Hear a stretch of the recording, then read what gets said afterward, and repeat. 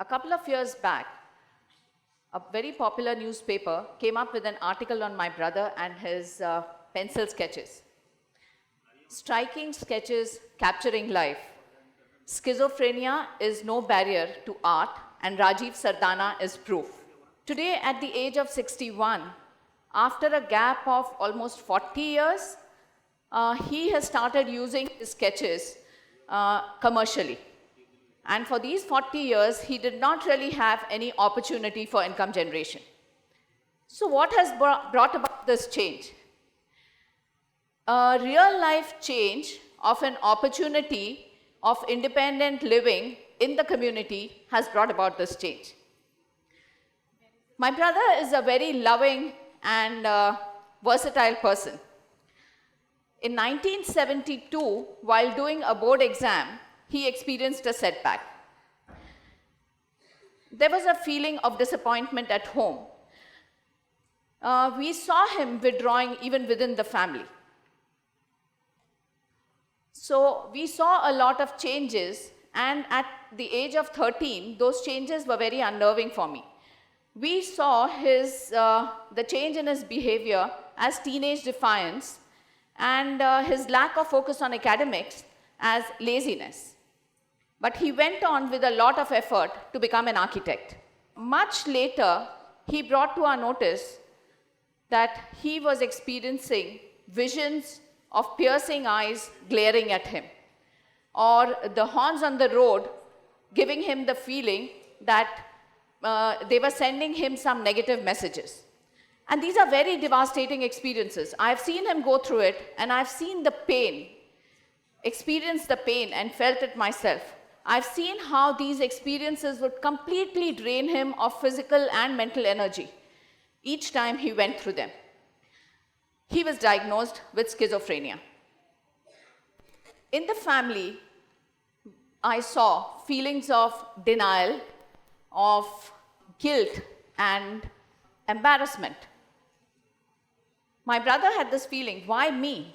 Why did this happen to me? Am I a bad person? My parents felt that, well, maybe did we goof up his upbringing? And all this self-doubt consumed the whole family.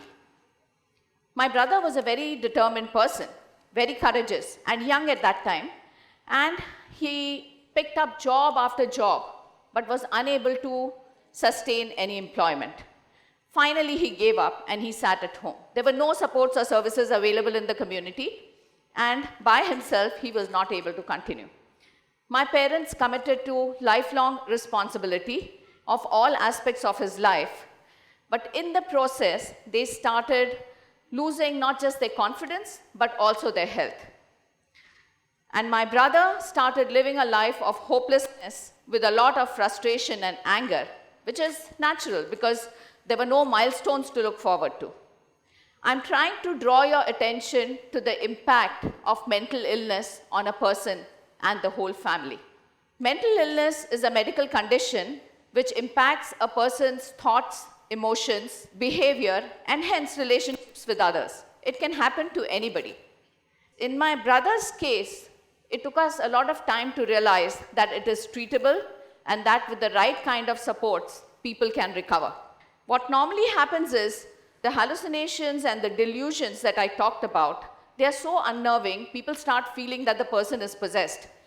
And the first attempt, even in the educated class, is to take people to faith healers.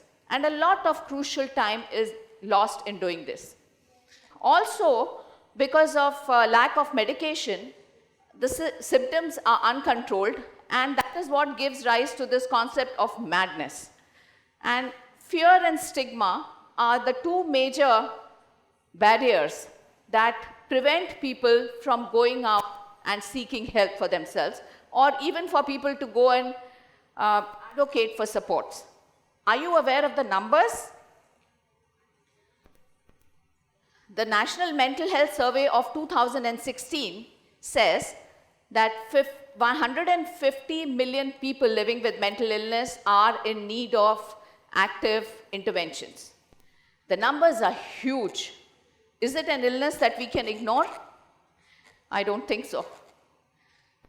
So in 2011, some families coming together, we started some self-help groups for families because we needed mental health education.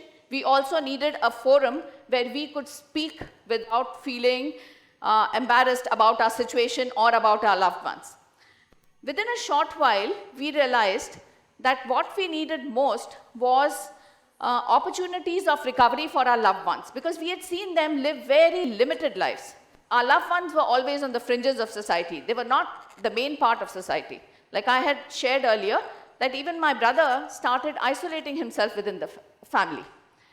So in our search for rehabilitation programs in Delhi NCR area, we visited a lot of places, but found them to be extremely restrictive institutions, most of them, where the perception of the person living with mental illness was very, very limited. There was no concern about the person's needs, about the person's desires, or even the person's potential.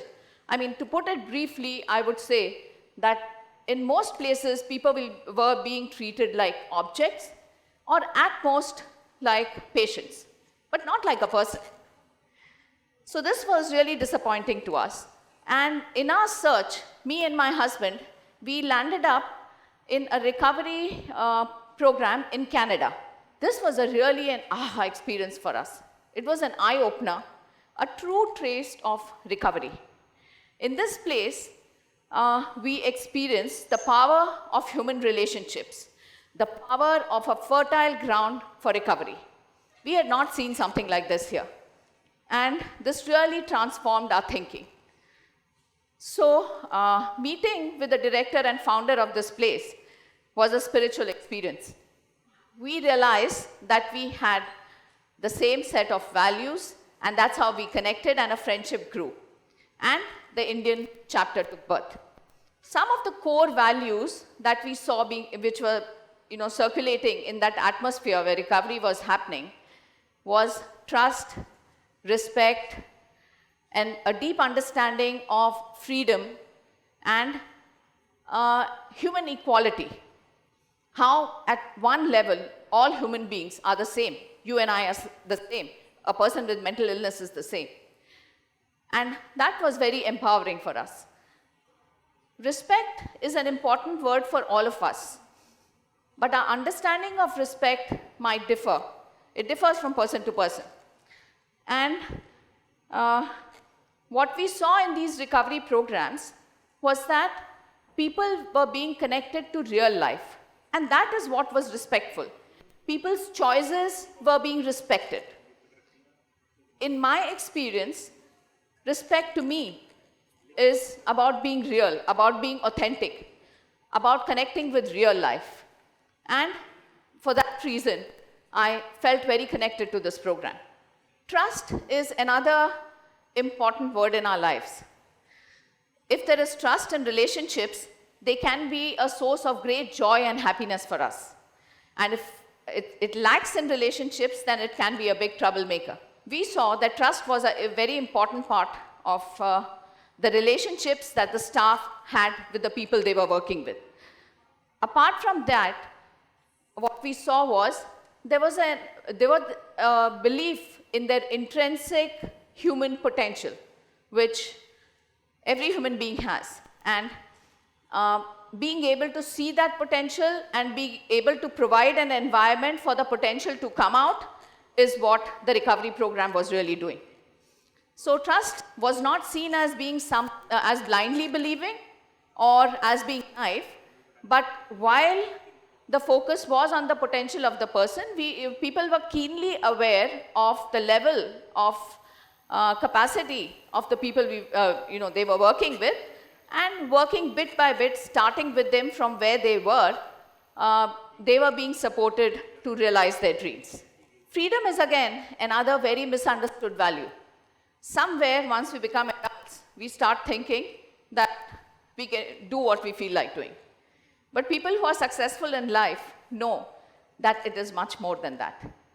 What was getting communicated to people in the recovery centers was that it is about building a capacity which helps us take decisions or act in a way that is useful for us in our life, that helps us take our goals forward in life. And also, that it is not about choosing between being responsible and not being responsible, but it is about choosing between different responsibilities. So choice is respected, but in a responsible environment. So all these things really touched me, and we saw that people were working side by side with the clients and not as their supervisors and teachers. I realized that these are the core values in human relationships as well, which really made a lot of sense to me. I personally believe in the strength of human relationships. It's been a passion with me to explore what works in relationships and what doesn't work in relationships. I saw a lot of things working here. So for me, this was like a learning ground for how relationships really work. In the center, we saw that people were, like I said, the staff was working with the people coming there, side by side, doing all those things that are required to be done for a normal life and for going forward in continuing your education or going on to do a job or for independent living. So they were all real life activities that were being done there. Meeting with the director, founder of this organization was like a spiritual connection. It was a magical experience. Having the same set of values, we developed a friendship, and she kind of adopted us, and the Indian chapter took birth. Find or make. In our case, I think we found a seed. Together, we nurtured it, tried to make it culturally relevant. In the process of nurturing that seed, we engaged the people we are working with, we engaged the families we work with, and then we, I would say, sowed it in India, and then we saw beautiful results. So in the last 6 years, 6.5 years that we've been working, the process has really worked very well because it is at a human level. Cultural differences make a little bit of a difference, but the core values being the same, it is likely to work in any part of the world. What we do here is, in our recovery program, people start coming initially in a safe environment. In that environment, they start choosing what they would like to do on any particular day. Or they may be connected to us only on the phone. They may ask for home visits. It's like a resource center where people can connect themselves in whatever way they want. The center has timings, but people have no timings. One very important part is the individual goal setting, which they do for themselves with the staff support, depending on their strengths, their desires, and their priorities. Apart from this, they are out in the community for various things. They are shopping, they are going and doing bank jobs, they are participating in mental health awareness workshops, and actually sharing their stories all the time with people.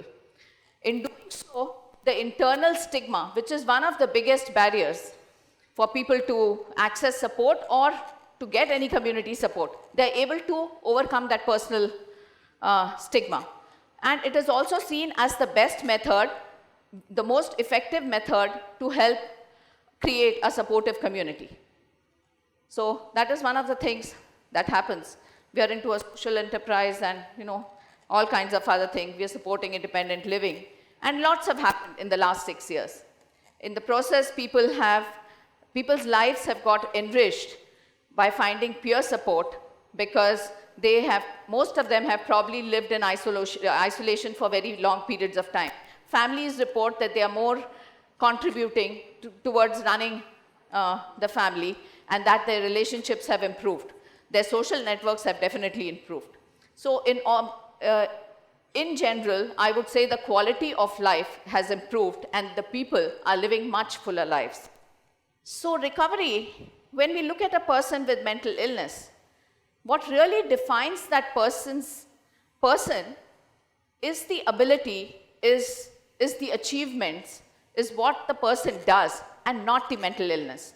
But we have seen if we see the history of mental illness, people have actually been defined most of the time by their illness. I realized one thing, like I said earlier, that the values that were circulating here are the same values that apply to all human relationships. So they will apply to any disability, they will apply to anybody who has any kind of a limitation which might be from birth or which the person might have developed later in life, and it would apply to all human beings in their relationships. In the physical world, we see a lot of changes happening very quickly. There's a lot of research, a lot of innovation. But in human behavior, the research, the evaluation is very limited. If we see, there are two main aspects. There is a psychological aspect and there's an ethical aspect. The psychological aspect, the psychology aspect is well researched, and there are some standard universally accepted practices. But when it comes to ethics, mostly it is dependent on some religious values or some old literature, and these are the ones that influence all the norms, the family norms, the social norms, the educational norms. There is this feeling, there is a notion that this is a very personal thing which cannot be touched. But unless we touch the values, unless we evaluate them in our own right and in our relationships, how are we going to come to a common set of values that can define human behavior? And if we had something like that, our relationships would be so much better. In my mind, an understanding of human values is an area that needs to be pursued. Each one of us can participate in this because each one of us observes, each one of us can make sense of these values in our lives. A shift from disability to ability is a great idea because it reduces the burden on all the stakeholders, and especially the person who's living with the illness, be it mental illness or any other illness or any other disability. And if this is dependent on the strength of human relationships, as we've seen in the recovery programs that we run, then evaluation, paying attention to what is valuable in human relationships and coming up with a consensus is extremely important, and it's an even better idea. Thank you very much for listening to me. Thank you.